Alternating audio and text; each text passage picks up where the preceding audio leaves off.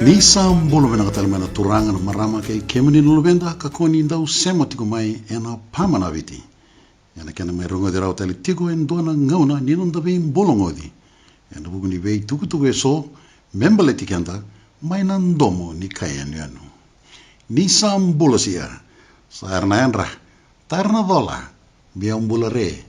Malo umbula. Mutu umbula. Dola vina ni umbula malaka na biokani. Ena ndomo ni kaya anu ena ngono vina kango. Ramai mara utagatigo na don nungu tokani wakataka tomanda ena tambana ni tuku ni nonda matin tu eviti sa Ministry of Information o seteta na tai. Ena nona mai wakatabaratigo na luveano laitia wakabosaki nengara na nona wuli ka wakataka ena tambana ni matei walulebu ni matin tu Amerika ena wulongo oko e preli. Kama i tau talitigo ngā o leitia endo de sosobo be i sebu tiko ni kawita okay me lagi rawata na koroi se diploma ena aircraft hydraulics. Mai ware te katalitunga o leitia na nona wawe vinaka ki vei Staff Sergeant Pilei mai mba ka ndover na luwe viti a vuke i kuasara wakalebu ena nona vei ka waka vuli ka tiko talengai na singa ni solido dobi me waka ni rito sanga ni rawani na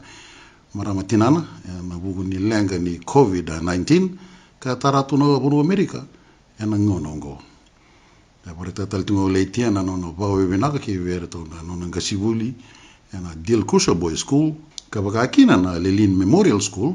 ena buku ni Veitumberi avakadori tau mandawa.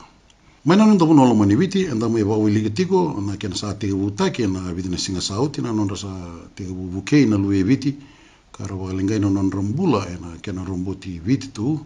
ena ngonongo na mati ena COVID-19. Da wawe vinatiko walebu kena Fiji National Provident Fund ena buku ni kena sa tega tete ani kena vei se viti na nonda tu vingarabi. Ia sa kota na wakana nui ni na rauni solea ndua na elni wakadhengu veri na wakanda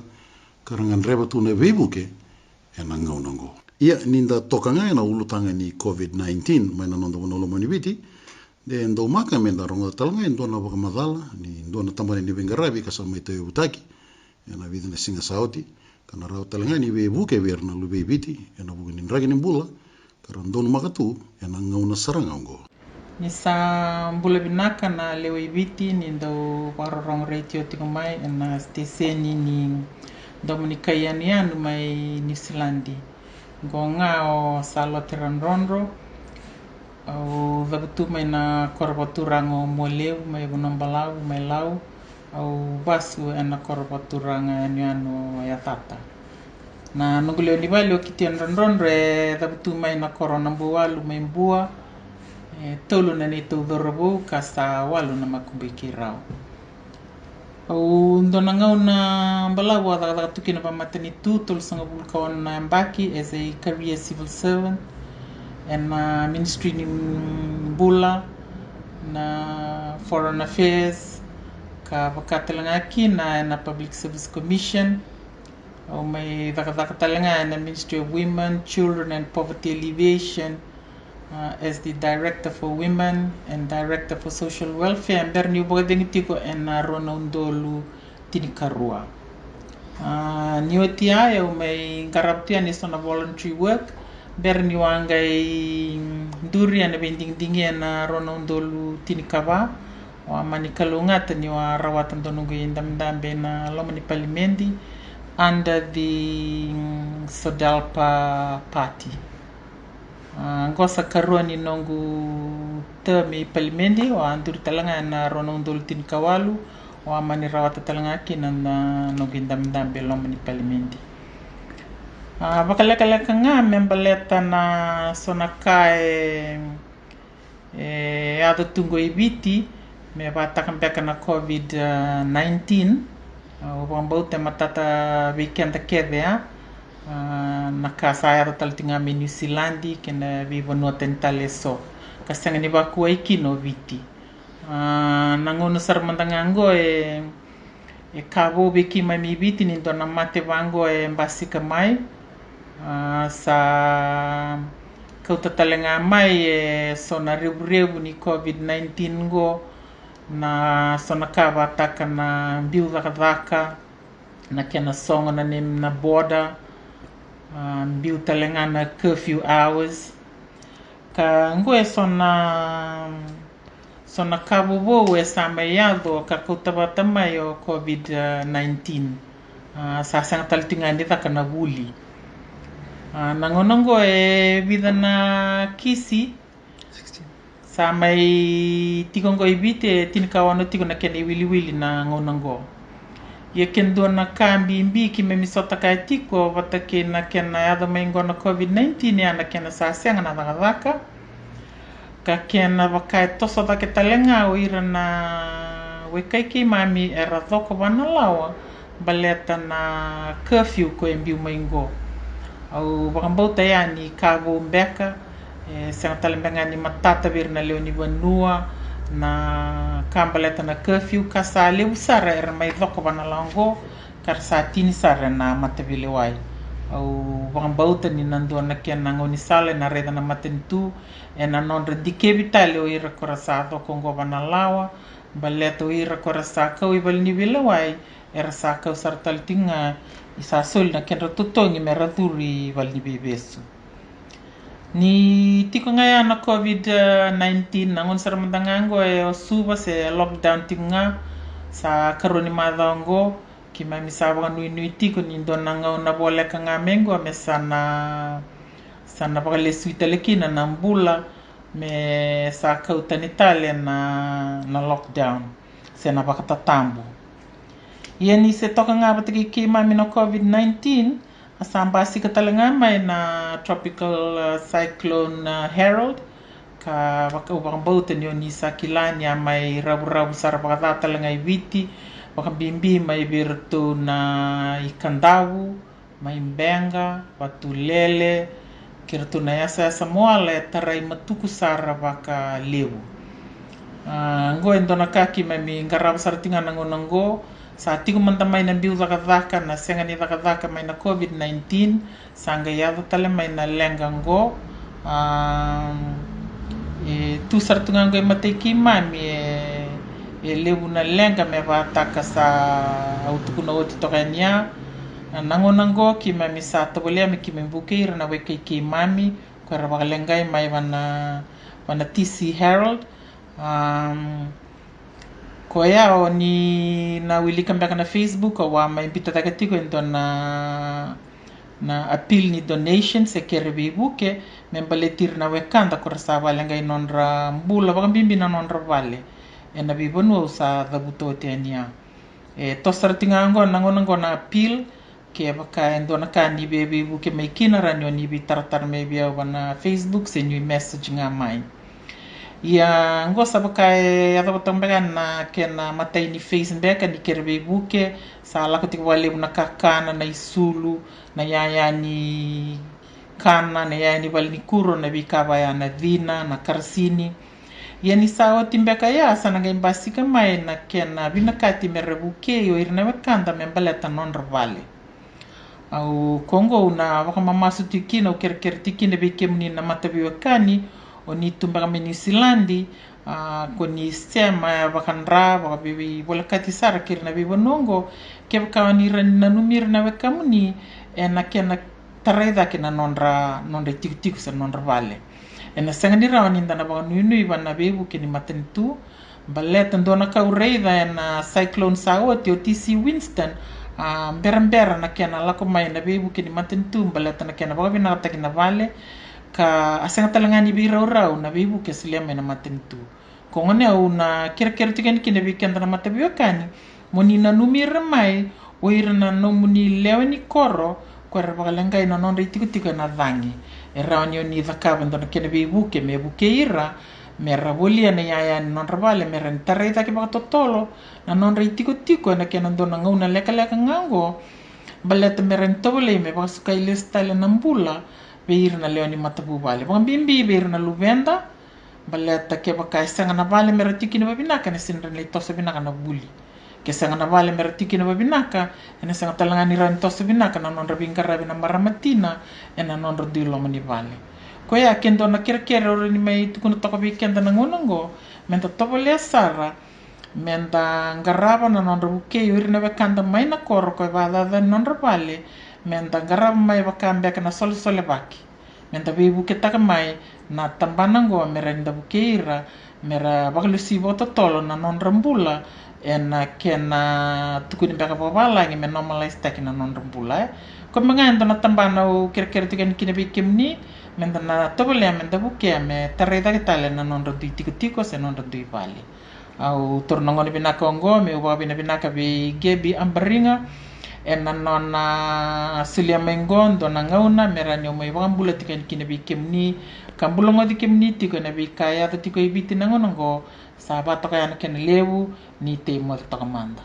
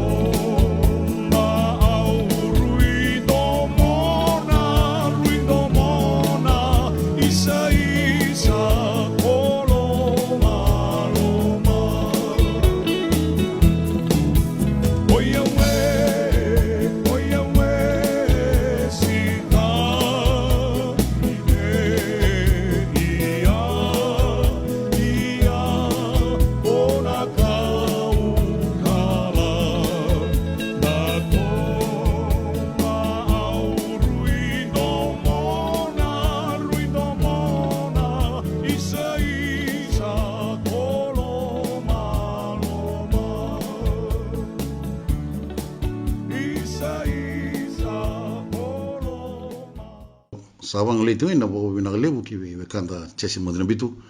na bu ni sere to toka mi ambalata na tomba ba dir loma kolomoloma mai na tomba kolomoloma au sa suriti kenda me da ronga manda indona ibo madala mai na sana ba turanga korewa ni sampula bina kana turanga na marama bio kanyo ni bo ronga to mai na programa bina ngo nando moni kayani ano we wo ro e rabula mataitini lo mani korro e rewa lu benda na ngani turanga na buni balo na ngo ro e pelle mataitini un karapat ka nang ko indon project ka wato kay na matebalo ni kitioni operation gidan ka bagay pute ki may na choso bito samay ti ko na wono may na ronan doluchin ka walo ka samay redan indon andino lebo itu na lomani tambal ka na lomani koro ne waswas rewa karto wili kina na koro lomani koro ndreken na silai nambua na rodebo nokui tabuya waibo borambasanga subalailai unsin nandoria kinandoi emusitiau itu nandinongo kausama ni nanu makina me usama itayo takana operation kidian menarau ni na somi kina nandinongo omandra bolenga iturunan ro turanga marama bole alondin na me bakana matibalo mekitoni merata wena ilabo ono nandrao itsubu karonan dolo kinandonon dolo sana somyo tibondo kina nandinongo amara uko bile bina kanile lup sarer sambole mahina be korkoro do tiko ya ningo ki edake kabaka kina nabio kanya na be saibiti ko bile talanga kinurna ke kima membe bawalang joni nanu manna wekango nira ni na dau talanga mai moni nangai batu tanga mena no mni sao dua ena manigram adar bula mataitini rua empaisa adar bula mataitini tolu Bank of Baroda adan bula mataitini account number viwa 2 saiba walu saiba 2 lima viwa saiba lima kini kawa na wespek account saiba walu lima walu 2 tolu 2 saiba lomani koro Methodist Second. Ningi baka tanga men dami tutu ko nanungu messenger ada matiti ni kibuka kamisa warita ka man nanungu ni tokon kamisa baka ta man nanungu ni rawena tuanga biroto na kini wale ko sa warita kitiko ni goretaki usapa ni bina tuan wikimunian na namni na tokon kinarani ni nabi bukemai sina namni na masula kimandangamai sana dona be bukili be sa lauti men ngongo sa chona banyu ni mengai ulo ko top November anu menyambeng ko sana so mile bukin ndino mo en rompole na matipolo ni kichon ia sa ko ya kemnina turanga kena marama kemnina lubenda na nunta programu binagango na pamana biti ena kena be mulungo ditu gaini na semani bingarabi na ndomo ni kayanuenu na sa kawale una nomuni veto mani tumai me kalomana tigo nang gravita bike na matu vale kame maruru itiku nga wakabinaka nambula sota biro ni sa te mode to manda